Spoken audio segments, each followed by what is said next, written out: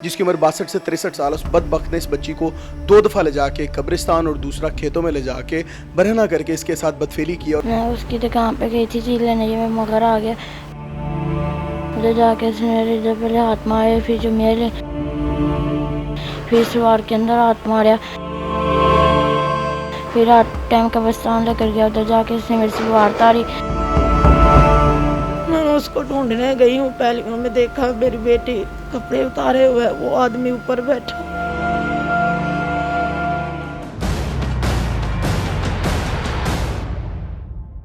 अस्सलाम वालेकुम नाज़रीन, मैं हूं आपका मेज़बान अली बलोच और आप देख रहे हैं पाक 24/7 न्यूज़। मेरे साथ 8 साल सबिहा मौजूद है और उसकी वालदा जो कि 3 साल कबल उनके शोहर इंतकाल कर गए थे। सबिहा की उम्र 8 साल है और ये मासूम बच्ची है। इसको 2 बार दरिंदगी से बदफेली का निशाना बनाया गया ज़बरदस्ती करके। इनकी मोहल्ले का एक शख्स है जिसकी उम्र 62 से 63 साल। उस बदबख्त ने इस बच्ची को 2 दफ़ा ले जाके कब्रिस्तान और दूसरा खेतों में ले जाके बरहना करके इसके साथ बदफेली की। और इसकी वालदा ने मौके वारदात पर जाके ऊपर से पकड़ा है, ठीक है, उस बदबख्त को, जो कि अपने कपड़े समेट के तो भाग गया, लेकिन ये माँ रोती धोती अपनी बच्ची को कपड़े पहना के वहाँ से ले आई। ये कहते हुए मुझे बहुत ही शर्म आ रही है और मैं बड़ा शर्मसार हूँ कि ये मामलात बदकिस्मती से हमारे माशरे में हो रहे हैं। बहुत ही अफसोस की बात है। इस बच्ची का अभी पूरा फ्यूचर पड़ा हुआ, पूरी ज़िंदगी पड़ी हुई है। इसको किन किन मुश्किलात का सामना करना पड़ेगा आइंदा आने वाले वक्त में, ये हमारा मुआशरा बखूबी जानता है। लेकिन ऐसे लोगों को चौकों में लटका के फांसी देनी चाहिए। ऐसा इबरतनाक अंजाम करना चाहिए कि आइंदा आने वाले वक्त में ऐसी बच्चियाँ, ऐसे नन्हे फूल इन दरिंदों से महफूज रह सके और माशरे को एक सीख मिल सके कि आइंदा आने वाले वक्त में कोई भी बच्ची, कोई भी छोटा नन्हा फूल किसी दरिंदे की हवस का निशाना ना बन सके। मेरे साथ मौजूद है सबिहा, इससे बात करके जानते कि क्या हुआ था। अस्सलाम वालेकुम बेटा, क्या हुआ था? वो कौन था शख्स, कैसे लेके गया आपको? मैं उसकी दुकान पे गई थी चीज़ लेने, में मगर आ गया। उधर जाके उसने मेरे पहले हाथ मारे, फिर जो मेरे फिर सवार के अंदर हाथ मारा, फिर रात टाइम कब्रिस्तान लेकर गया। उधर जाके उसने मेरे से वार तारी, मेरे ऊपर बैठ गया, फिर पहले कर गया। उधर भी जाके उसने इस तरह किया। फिर कहता, आगे से कहता, तुमने अपनी मम्मा को बताया तो मैं तुम्हारी माँ को मार दूंगा पकड़ के। आगे से मैंने कहा तुम्हें शर्म नहीं आती? आगे से मुझे मारने लगा। कहता मामा को मार दूंगा? हाँ जी। उसे पहले भी लेके गया था? हाँ जी। ये नन्हा फूल है, ये बच्ची 8 साल का नन्हा फूल। इसकी ज़बानी आपने सारी कहानी सुनी है कि ये इसके साथ क्या बदसलूकी की गई है।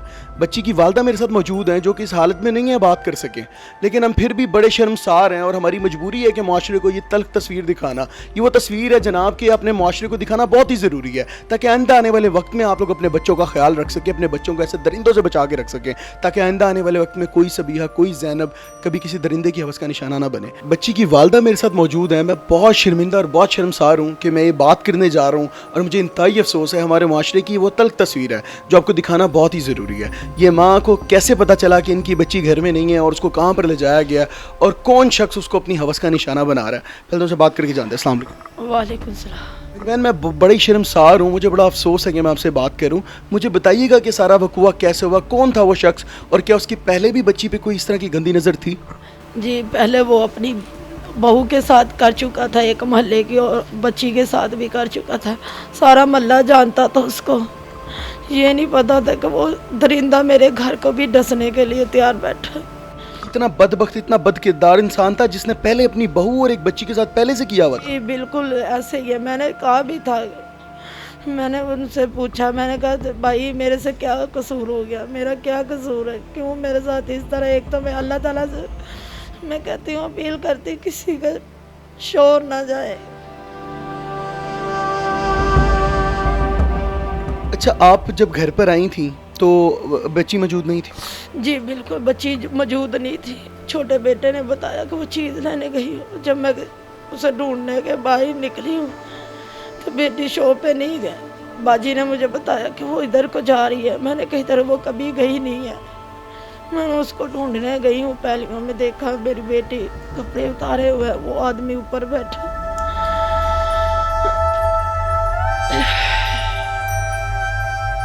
जब आपने इस हालत में गई हैं, आपने इस हालत में देखा उस जलील इंसान को, तो उसका क्या रद्द-ए-अमल था? की कोशिश की थी लेकिन वो भाग गया। मैंने अपनी बेटी को समेटा, कपड़े पहनाए और घर लेके आई। वो 1 पे कॉल की है, कोई भी नहीं पहुंचा। थाने में जाकर रिपोर्ट करवाई है, दरख्वास्त करवाई है, तो उन्होंने भी कोई एक्शन नहीं लिया। उन्होंने कहा जी जलसा हो रहा है, बाद में हम आते हैं 10-15 मिनट, आप जाए घर। घर आ गई हूँ, घंटे बाद आए हैं जी, बंदा नहीं है इधर। वो पीछे पहुँच गए, उनको इत्तला मिल गई थी कि ये इधर दरख्वास्त देने आई है थाना कौन सा? जी, फैक्ट्री एरिया। फैक्ट्री एरिया का थाना है ये। आपने दरख्वास्त दे दी, ठीक है, उसके बाद वो बंदा पकड़ा गया? नहीं, बिल्कुल नहीं पकड़ा गया। वो उसका दूसरे दिन उसके बेटे को पकड़ के लेके गए हैं। वो 2-3 दिन बाहर बैठाई रखा है, हवालात में नहीं, बाहर बैठाई रखा है। और इन तफ्तीशी ने मिलकर उनसे कहा कि इसके ऊपर FIR कटवा दो ताकि ये सुलह के लिए मान जाए। मैंने कहा मुझे इंसाफ चाहिए। शीशी का क्या नाम? यासीन साहब। खुद उन्होंने करवा दिया? जी, मेरे ऊपर भी पर्चा करवा दिया।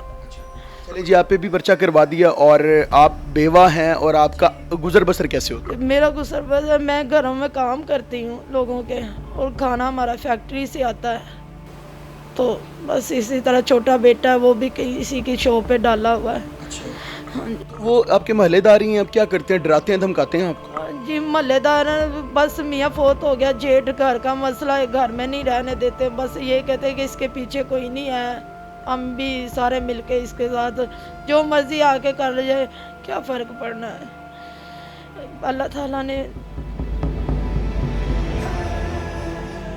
मुश्किल वक्त है मेरी बहन, मुश्किल वक्त है। अल्लाह पाक आपको सब्र दे। हम अल्फाजों में बयान नहीं कर सकते। ये माँ है, इसके आंसुओं की कदर करनी है आपने। मैं ख़ास तौर पे CM मरीम नवाज साहिबा, IG उस्मान अनवर साहब और DIG साहब से हाथ जोड़ के अपील करता हूँ कि आपको अल्लाह का वास्ता है कि ऐसे लोग इंसाफ के मुंतज़िर हैं। ऐसे लोग हैं इंसाफ के हकदार, जिनको इंसाफ मिलना चाहिए, जिनके सर का साईं मौजूद नहीं होता ना, वो ऐसे दर बदर जलील होते हैं और ठोकरे खाते हैं। तो जिनके सर पे कोई नहीं होता ना, उनके सर पे अल्लाह होता है। और जब अल्लाह का इंसाफ आता ना, तो अल्लाह की लाठी बेआवाज़ है। आपने वो 8 साल की नन्ही सबिया देखी है कि जिसके साथ ये जुल्म किया गया है। आप उनको क्या पैगाम देना चाहेंगी? आप एक माँ है, जो आपकी बात में असर है, वो किसी और की में नहीं है। जी, मैं उनसे यही कहना चाहती हूँ कि तफ्तीशी जो है रामखोर है, वो मेरे पीछे उनको लगाता है, मुझे धमकाता है, मुझे उनसे डराता है। वो कभी मुझे पिस्टल दिखाते हैं, कभी वो मुझे मारने की धमकियाँ देते हैं।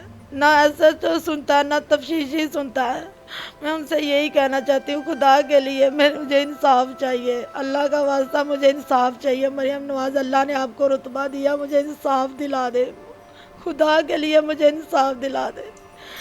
IG पंजाब से भी ये चाहती हूँ कि मैं बेवा हूँ, मेरे बच्चे छोटे छोटे, मुझे कुछ हो गया तो मेरे बच्चों का किसी ने सहारा नहीं बनना, मुझे इंसाफ दे दे खुदा के लिए।